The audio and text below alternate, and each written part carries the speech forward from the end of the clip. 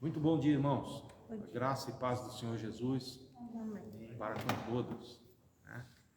Amém? Amém. Graças a Deus. Vamos para mais uma aula da Escola Bíblica. Por favor, você que está aí com a sua Bíblia, seja ela na forma impressa ou digital, agora a gente tem que falar assim. Seja ela como for. O importante é que você esteja com a Bíblia. Abra, por favor, no Salmo de número 87. Nós vamos dar continuidade a esse estudo no livro dos Salmos, que já estamos há um bom tempo, né? Graças a Deus por isso. Salmo 87 é bem curtinho, são apenas 7 versículos. Se você localizou aí, então eu vou ler daqui, porque como nós estamos também transmitindo a aula em tempo real, fica mais fácil, não é? Porque os irmãos que estão lá do outro lado, nos assistindo pelas redes sociais, não podem ver os irmãos aí. Já devem estar enjoados de me ver aqui, mas não podem ver os irmãos lá sentados aqui. Mas vamos lá. Fundada por sobre os montes santos, o Senhor ama as portas de Sião mais do que as habitações todas de Jacó. Gloriosas coisas tem dito de ti, ó cidade de Deus. Dentre os que me reconhecem, farei menção de Raabe e de Babilônia, eis aí a Filístia, Tiro, a Etiópia, todos estes lá nasceram. E com respeito a Sião se dirá, este e aquele nasceram nela, e o próprio Altíssimo a estabelecerá.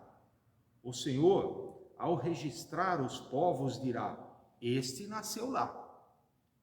Todos os cantores, saltando de júbilo, entoarão, todas as minhas fontes são em ti. Amém? Amém. É um salmo curto, não é? Muitas vezes mal compreendido, porque ele exige um pouquinho mais de aprofundamento aqui no estudo da palavra, para que nós entendamos a sua mensagem central. Mas o fato é que esse salmo faz uma exaltação a uma cidade, né? O salmo dos filhos de Coré, ele faz uma exaltação a Sião. Sião, os irmãos podem compreender por Jerusalém, né? A cidade santa, a cidade eleita.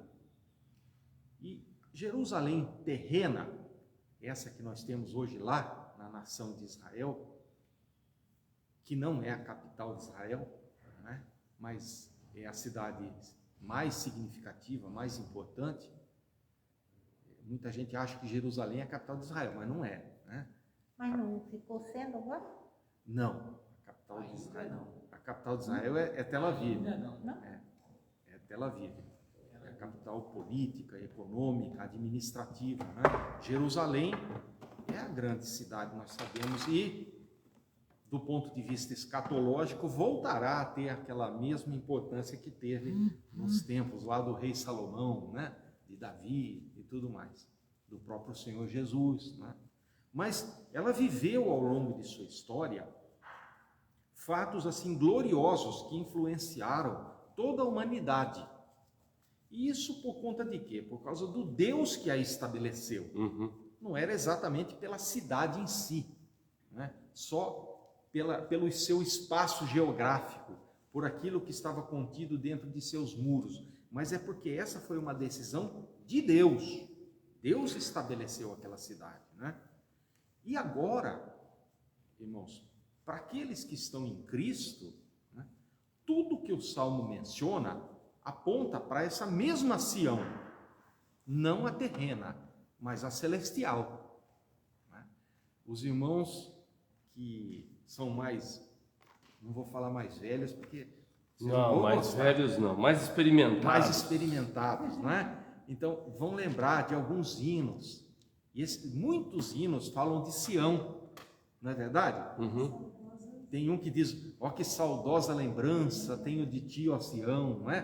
terra que eu tanto amo. Mas de que Sião esse hino está falando, o poeta está falando?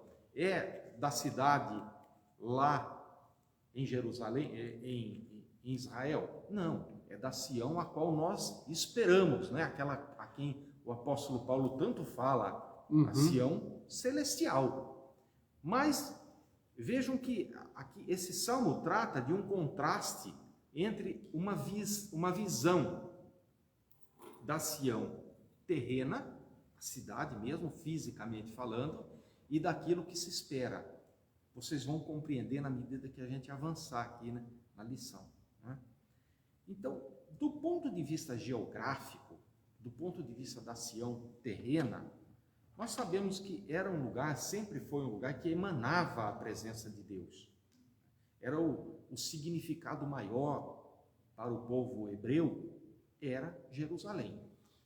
Tudo na história bíblica gira em torno de Jerusalém.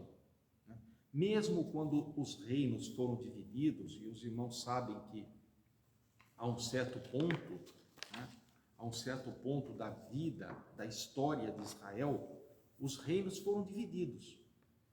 Ficaram o reino de Judá, né, o sul, e ficou o reino de Israel ao norte.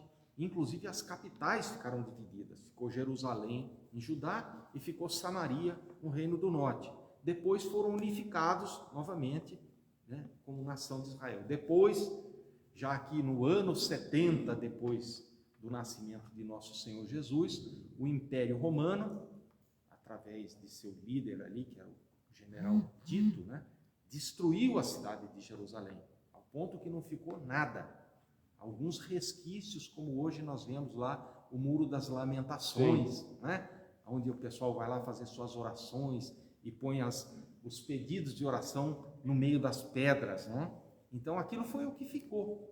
No ano 70 acabou. Em 1948, agora, né, não muito tempo atrás, então foi restabelecido o Estado-nação de Israel por um ato da ONU, da Organização das Nações Unidas. Mas o fato é que aquela cidade sempre teve uma importância gigantesca, inominável para o povo hebreu. Vejam que ali em Jerusalém foi onde, no Monte Moriá, Abraão levou seu filho para ser imolado, né? Isso. Ali foi feito aquele pacto, posteriormente, o pacto com Deus. Deus fez o chamado pacto abraâmico, do qual descendem as nações, não é? Onde ele disse, olha, eu farei de você uma nação tão grande como a areia do mar, né? Que não vai poder ser contado. Todo aquele pacto também. Ali também foi onde, em Jerusalém, foi onde Davi, o grande, o maior rei que Israel já teve, comprou aquele terreno que tinha por propósito construir o templo, que Davi pretendia construir, mas não construiu, ficou para o seu filho a edificação do templo, não é? Sim. O chamado Templo de Salomão. Então ali é edificado esse templo também, do qual Deus se agradou, né? Deus se manifestou naquela obra de dedicação do templo. Então são elementos que marcam a vida do povo hebreu. E talvez o mais significativo deles seja a crucificação de nosso Senhor. Também se deu nessa mesma cidade, né? Então, vejam que a importância de Jerusalém, a Jerusalém terrena, a Jerusalém física, ela é grande, não é pouca coisa. E aí, o salmista aqui olha para essa Jerusalém, né, e ele diz assim, no verso 3, os irmãos que estão com a Bíblia aí podem acompanhar, ele diz assim, gloriosas coisas se tem dito de ti, ó cidade de Deus. Ele está falando de Jerusalém.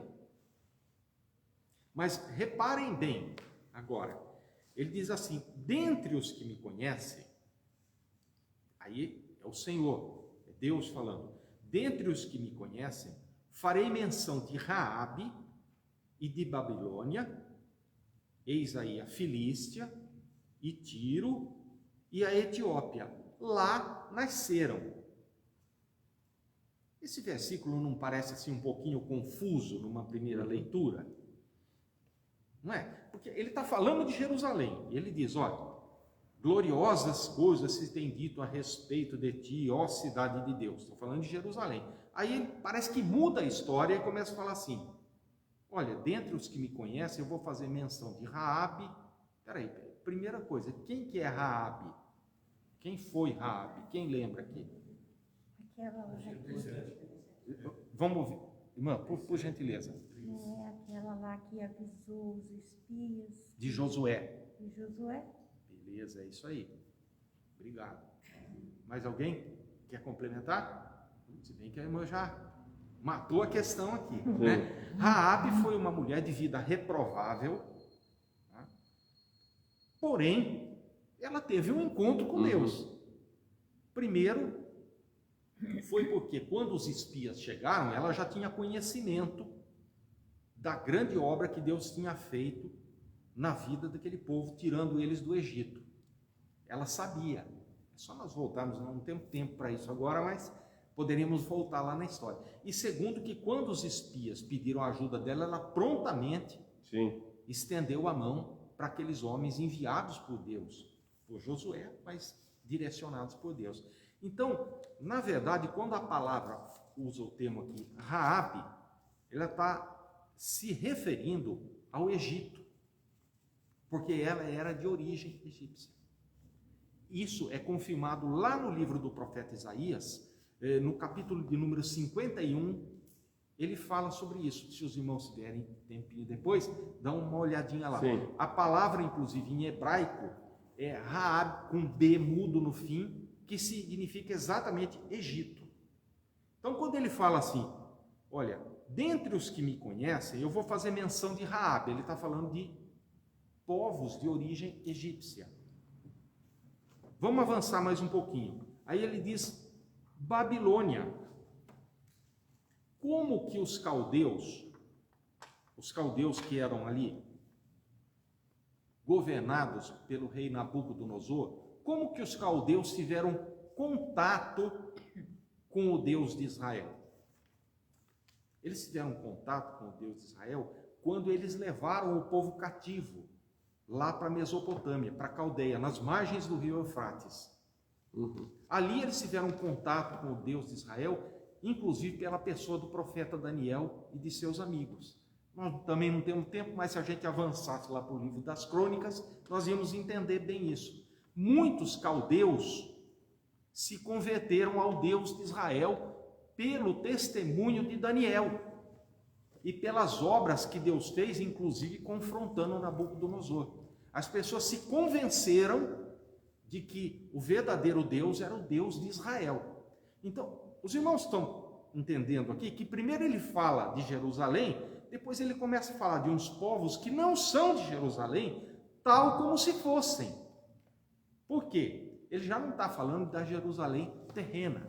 Ele está falando daqueles que conheceram o propósito, a proposta de Deus.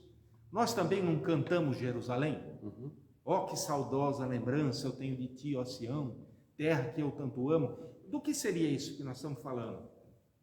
Quando cantamos, ou quando o poeta escreveu esse hino. Nós estamos falando de Jerusalém, lá em Israel, de pegar um avião e ir para lá? Não. Talvez seja muito legal fazer isso, né? Se alguém aqui tiver uma oportunidade, eu recomendo. Eu mesmo gostaria de ir, né? Mas muito mais almejo a Jerusalém de Deus, aquela que o Senhor Jesus, onde ele foi lá para nos preparar lugar, do que a Jerusalém aqui, não é verdade? Ou os irmãos preferem a daqui? Não, a daqui é assim, se der eu vou, mas a outra a gente pode dizer assim, com certeza em Jesus eu vou entrar. Nossa, beleza, hein? Ô, coisa boa, não é verdade? Nessa Jerusalém eu vou pisar pela graça, pela misericórdia, pelas conquistas, pelo mérito de nosso Senhor Jesus. Então Deus está dizendo aqui, olha, tem essa Jerusalém que é maravilhosa, a Jerusalém terrena, mas ela não é maior do que o próprio Criador, porque aconteceu durante a vida do povo hebreu, e o profeta Isaías fala muito disso, nós falamos lá nas aulas passadas, em que eles se vangloriavam muito por ser o povo eleito. Então eles diziam assim: olha o templo do Senhor. Lembra que eu mencionei? Isaías fala muito isso. Olha o templo do Senhor. Jeremias também. E ele diz: enganosa é essa palavra. Sim. Porque para eles o templo era maior até do que o Deus do próprio templo. Os irmãos estão entendendo? A criação não pode se sobrepujar ao próprio Criador. Não. Então ele está dizendo aqui: olha, tem povo meu que está no Egito, mas que é nascido em Sião. Mas parece uma incoerência. Como é esse nascido? É o nascido de novo. Foram pessoas que creram pelo testemunho de Raabe, creram pelo testemunho de Daniel. E aí ele avança, né? Na Filístia também tem, no verso 4 ele diz ali: dentre os que me conhecem, vejam bem, não é isso que está aí na sua Bíblia?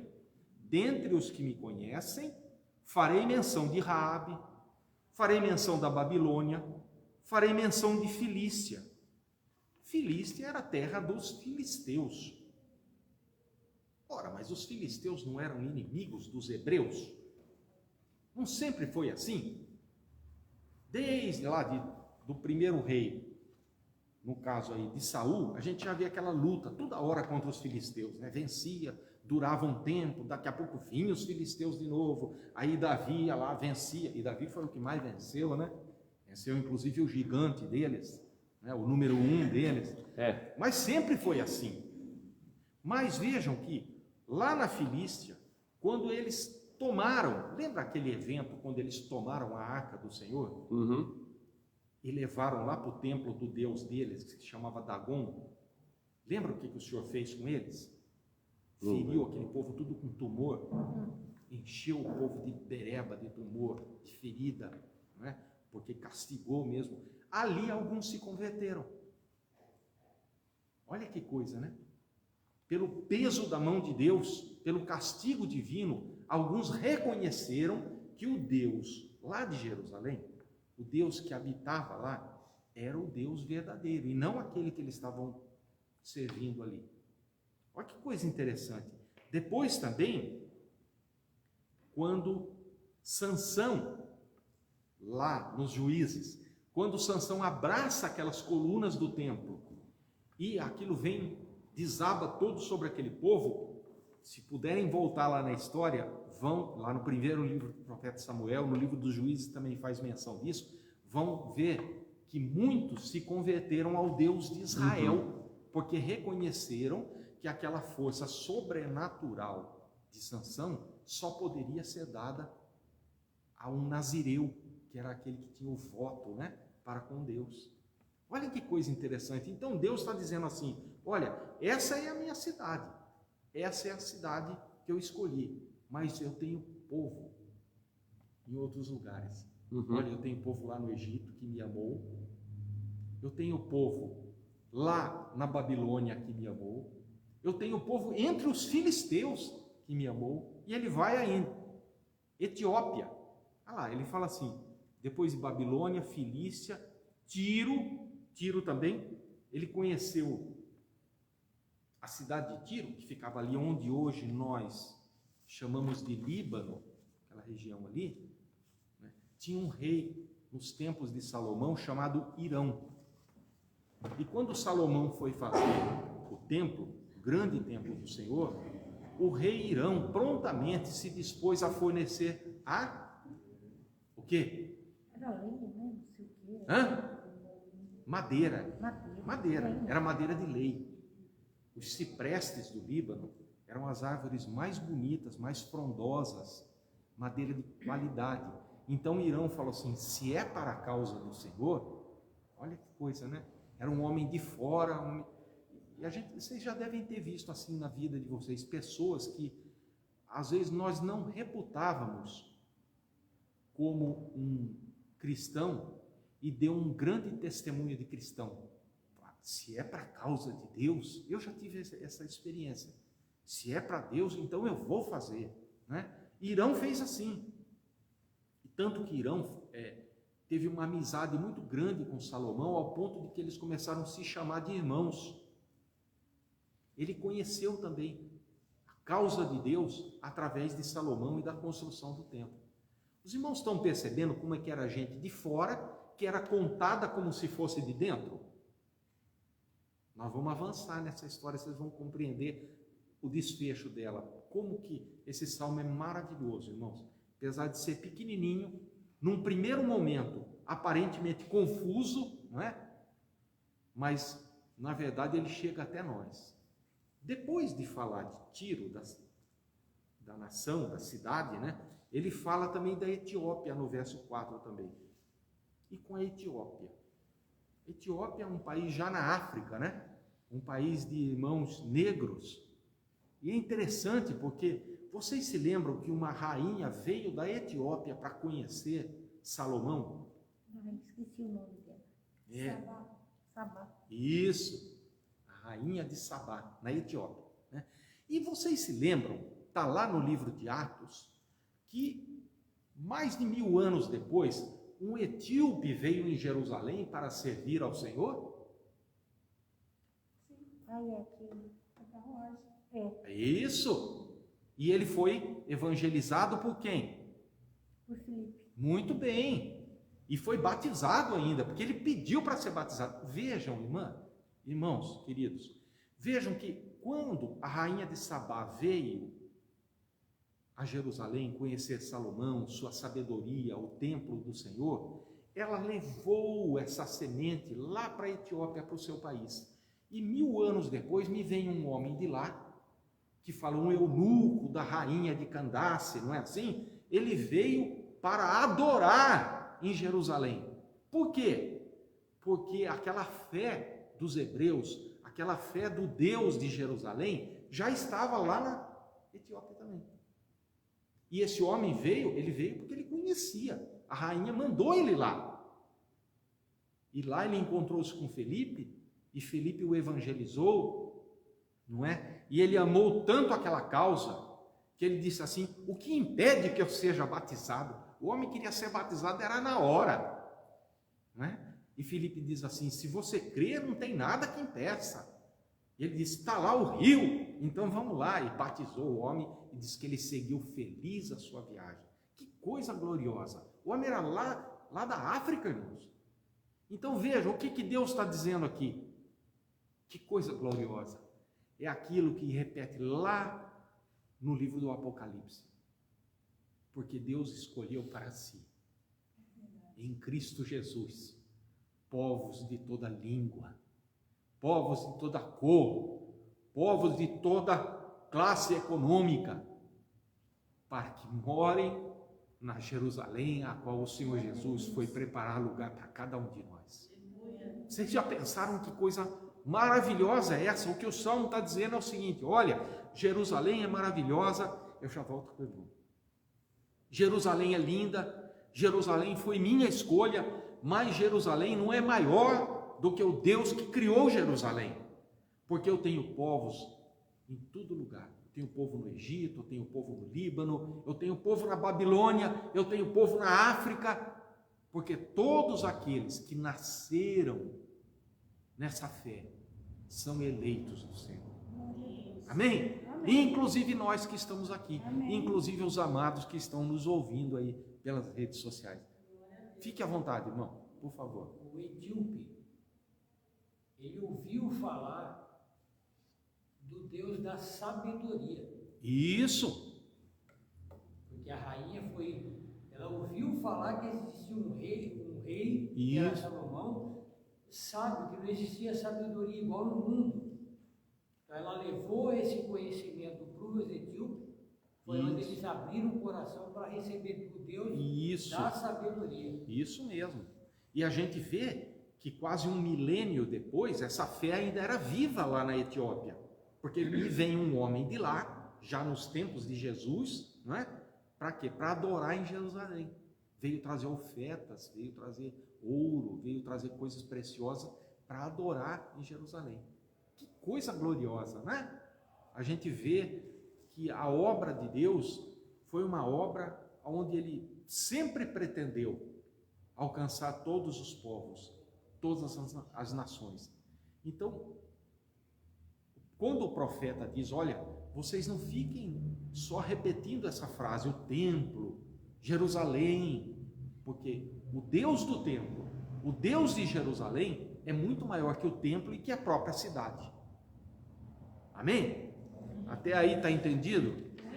Então, agora eu gostaria só de avançar um pouquinho com os irmãos. Nós já falamos um pouquinho de Jerusalém, a gente sabe bastante, né, das coisas todas que aconteceram aí. Agora, com relação a Jerusalém celestial, por que se fala tão pouco? Por que muitos, inclusive crentes, perderam a visão da Jerusalém celestial?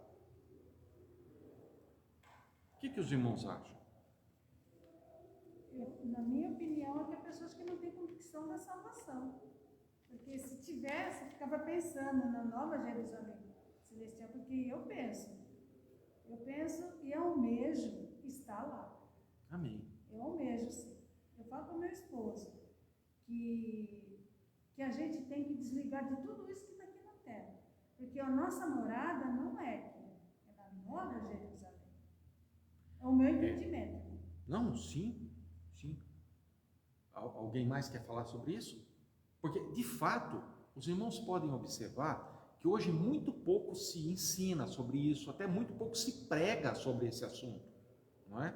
Eu não estou dizendo aqui, irmãos, que nós vamos viver como uns deprimidos, a vida aqui não vale nada. Não, Deus nos abençoa com muitas coisas maravilhosas. A comunhão com os irmãos, um dia como esse, o fato de a gente estar com saúde. Nós estávamos ali na porta e os irmãos estavam conversando sobre família, sobre livramentos, sobre pessoas da família que estavam com problemas de saúde, mas Deus tem amparado, né? E nós estamos vencendo a cada dia, temos nossas lutas, mas temos muitas coisas para se alegrar também. Mas a nossa visão está naquele lugar onde o Senhor Jesus foi nos preparar lugar. É para lá que nós vamos, né? Lá é o destino final. Nós sabemos de onde viemos e não viemos de macaco. Nós somos criatura do Deus vivo e nós sabemos também para onde nós vamos, né? Não somos uma obra do acaso. Nós somos um projeto de Deus, amados de Deus. É isso que o Salmo ensina. Sim, irmã? Eu almejo também a Jerusalém, né? Mas eu sou grata a Deus porque hoje eu sou mãe, vó e já sou bisavó. Opa. Então eu tenho, assim, agradeço a Deus pela família que Amém. me permitiu que eu É isso.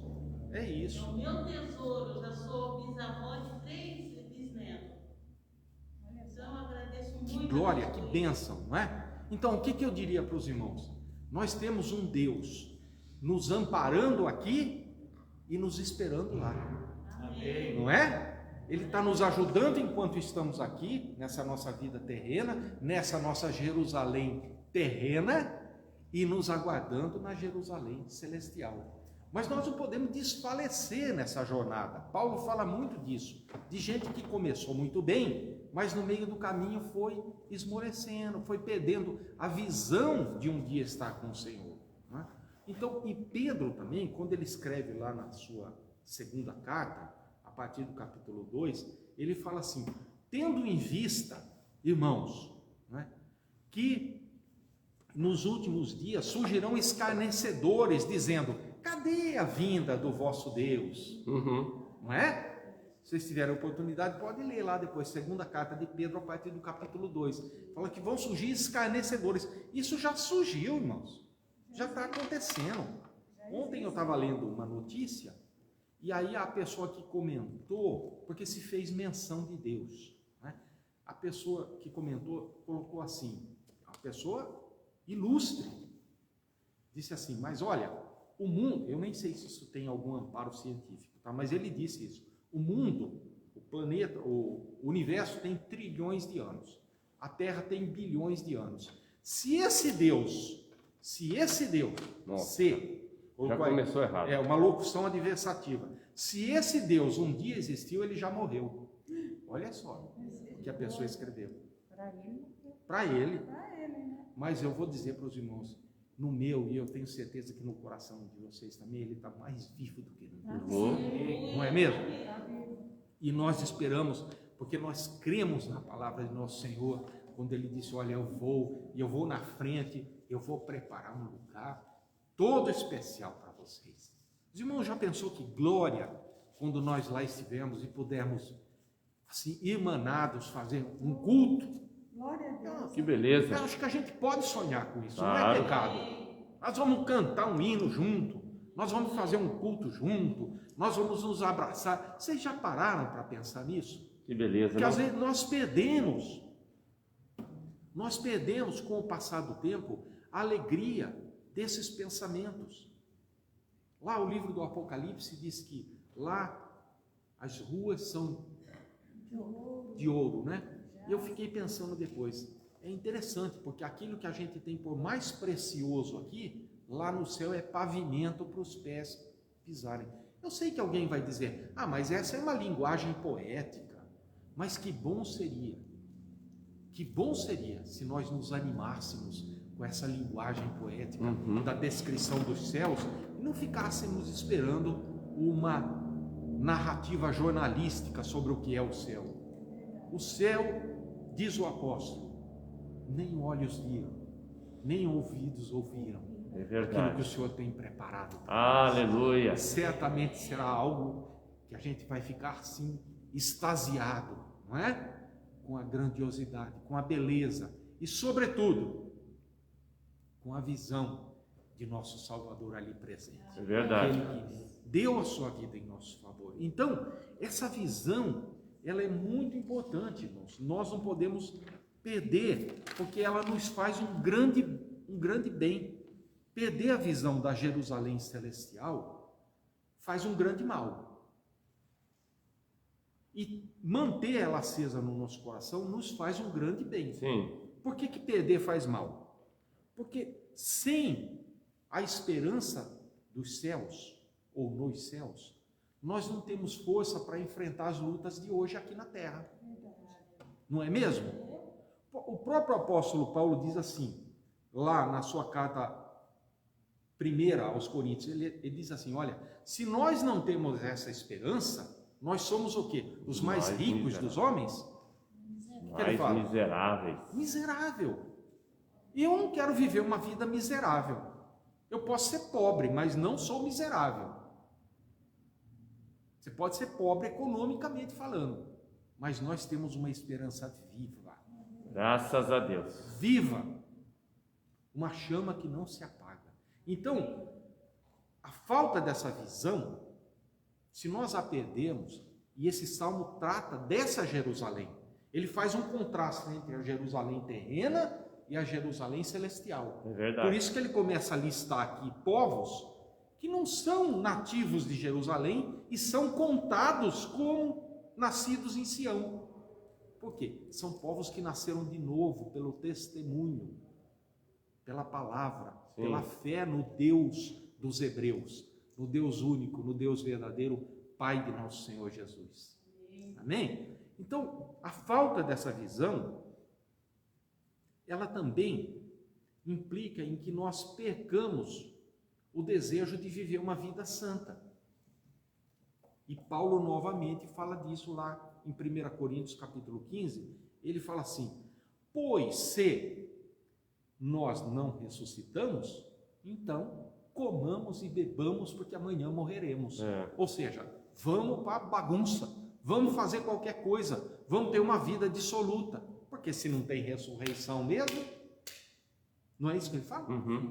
Então, agora, quando nós temos essa fé, quando nós cremos nesse Deus, quando nós sabemos para onde vamos, nós queremos viver uma vida santa e piedosa. Sim. É claro que temos defeitos, mas Deus vai nos lapidando, né?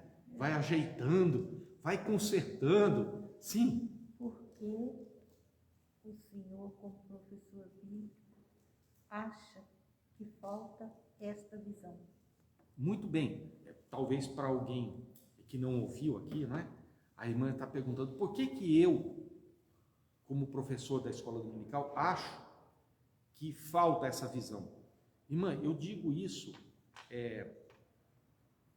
pelas conversas, pelo convívio com muitas pessoas. Eu observo que muitos, eles estão vivendo dentro da igreja uma fé só confessional. É como uma casca, que eu já disse aqui. Não é uma fé vivida de verdade. Então a pessoa vive nesse mundo como se todas as expectativas dela estivessem para esse mundo. Só para esse mundo. Só para esse mundo. E pessoas que se declaram cristãos. E eu não estou aqui fazendo referência à igreja A, B ou C, não é nada disso, tá? São pessoas, no meu convívio. Quando eu vou falar alguma coisa sobre morar com o Senhor Jesus, sobre a esperança na vida eterna, a pessoa já muda de assunto, parece que tudo dela se restringe a um materialismo, a uma vida ligada ao que é terreno. Então, eu vejo que às vezes as pessoas não vivem pedindo para que Deus supra as suas necessidades aqui, para que elas tenham uma vida alegre como a irmã lá, que não é rica, economicamente falando. Me perdoe a liberdade aqui, irmã. Mas é verdade. Mas é feliz, porque essa felicidade não compra no shopping. Essa felicidade foi infundida em nossos corações pelo Senhor Jesus. É verdade. Quando Ele nos deu essa certeza, essa convicção. É verdade. De que nós vamos poder pisar aquela cidade bendita. Então, às vezes, muitas pessoas não vivem assim, essa alegria. O que eles vivem? Não pedindo a Deus que supra suas necessidades em Cristo Jesus, mas pedindo a Deus que dê a eles o que os outros têm. É ou não é? É que não tem convicção, né? Então, mas o vizinho não pode comprar um carro melhor que ele quer também. O vizinho reforma a casa, ele reforma também. Irmãos, vamos viver uma vida sensata. E isso, eu digo novamente, não significa que nós somos um bando de alienados. Pelo contrário, Deus abriu a nossa mente para o entendimento. Graças a Deus. Ele se revelou àqueles que não sabiam nada. É verdade. Não é verdade? E tem muita gente PhD com doutorado, com pós-doutorado, que ainda está cego porque não viu a glória do Senhor. Verdade. E ele disse aqui, olha, tem povo meu que viu a minha glória, viu lá no Egito, viu na Babilônia, viu na Filístia, viu lá na Etiópia, e esses são nascidos em Sião. Graças Que coisa a Deus. gloriosa isso, não é? Então não vamos nunca deixar que essa visão se perca, e vamos alimentar essa chama, né? Pedir, Senhor, move minha vida, me enche do teu Espírito Santo, me enche de ânimo, me enche de esperança, me enche de inspiração. Amém. Para que a gente possa ter essa energia em Cristo. Não é uma energia cósmica, não, viu? É uma energia em Cristo. As nossas forças têm fonte, não é? Nossa fonte é o Deus a quem servimos. Verdade. É o Cristo a quem amamos. Sim. Não é um negócio que se move por aí, um plasma cósmico. Não é nada disso, não. Tá? Quando também os nossos olhos estão nos céus, nós aprendemos a viver bem a vida aqui. É interessante, porque o salmista, lá no Salmo 90, ele diz, Senhor, me ensina a viver os meus dias. Quando nós temos essa fé e sabemos para onde nós vamos, a gente vive melhor aqui. Vocês podem ver, tem muita gente aí que tem aqui tudo aquilo que humanamente pode se desejar, mas é absolutamente desesperançado. Sim. A pessoa não tem um norte, vive perturbada. Esses dias eu vi de uma pessoa, um norte-americano, que tem uma renda de, eu não estou exagerando, é bilhões, ele é um bilionário, mas a pessoa precisa tomar uma mão cheia de comprimidos assim para poder dormir. O irmão queria dizer alguma coisa? Por favor. Tua pergunta no início, para as pessoas que Deus coloca no meu caminho, sempre Deus me coloca na minha mente o seguinte, para que nós vivamos cada dia que passa, ou o dia seguinte, como se fosse o último dia da nossa vida. Porque dessa forma nós vamos ver intensamente a presença de Deus na nossa vida. Amém. o ensino de Deus na nossa vida, moldando o nosso caráter para sermos homens e mulheres melhores cada dia. Amém. E preparado para sair dessa terra que ela é passageira. Amém. Viver cada dia como se fosse o último dia. Amém. E a nossa alegria está no Senhor, não está no que a gente vive aqui, não está nos bens materiais, não está nas formações acadêmicas, nada disso. É verdade. E Ele, com a sua bondade, a sua misericórdia, a sua graça, nos agracia com alguns presentinhos aqui e acolá, não é? Que nos faz muito felizes, não é? E assim nós vamos... necessidades supridas. Amém. Temos sim. Por isso que Temos tem que sim. ser grato. Às vezes você está com dificuldade, seja grato que daqui a pouco vem. Irmão, é isso. Nós precisamos entender que o absoluto é Deus e tudo mais é relativo. Mas esse mundo inverte, ele relativiza a Deus. Então você vai falar alguma coisa da palavra de Deus, a pessoa diz: ah, isso é relativo. Não, Deus não é relativo, Deus é absoluto. O que é relativo são as coisas dessa vida. Porque olha, a felicidade aqui na terra não é eterna. Você pode viver momentos, aquele momento de alegria, mas depois nós sabemos que tem momento de luta.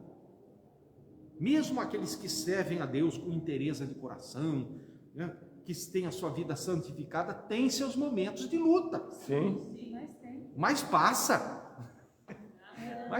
Porque tudo isso é relativizado, né? Mas Deus é absoluto. Exatamente o que o irmão falou, que nada mais é do que o ensino do nosso Senhor Jesus. Não andeis ansiosos por coisa alguma, não é? Sim. E aí ele vai citando aquelas coisas todas da glória de Salomão, Que bem. dos passarinhos, e para a gente observar a natureza também, é uma boa maneira de ver a glória de Deus, não é? Mas, irmãos, o nosso tempo já se vai. Então, quando nós temos também essa visão da Sião celestial, nós temos um ardor, uma vontade por falar da salvação na pessoa do Senhor Jesus. Porque se nós não tivermos essa visão, que interesse a gente vai ter? Ué, se você não crê nem na vida eterna com o Senhor, para que você vai evangelizar? Não é mesmo? Então, para que a gente possa evangelizar, nós temos que ter essa fé acesa no nosso coração. Essa é a visão, né? E a visão que o Salmo 87 nos ensina. Olha, o Deus que criou Jerusalém é infinitamente maior que a própria Jerusalém. Amém. O Deus que consagrou o próprio templo é infinitamente maior que o templo. Graças a Deus. Então eu tenho gente em Jerusalém? Tenho. Mas eu tenho gente também no Egito, eu tenho gente na Filístia, eu tenho gente na Babilônia, eu tenho gente na Etiópia, eu tenho gente no Líbano, eu tenho gente em todo lugar. Graças a Deus. E o apóstolo termina lá, não é? Dizendo que o Senhor chamou, o elegeu, ou separou para si povos de todas as tribos, línguas e nações. Amém. E aqui estamos, nós os brasileiros, como disse o presidente do país vizinho, que viemos da selva, não é? Os irmãos devem ter visto isso. Nós viemos da selva, sim, mas somos eleitos no Senhor em Cristo Jesus. Amém. Amém? Deus os abençoe. Um domingo maravilhoso.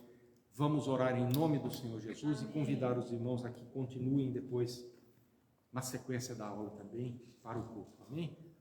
Amado Deus e Pai, graças te damos por esse domingo alegre, abençoado, maravilhoso na tua presença e aqui junto com os nossos irmãos. Amém. E também junto com aqueles que estão conectados conosco aqui pelas mídias sociais.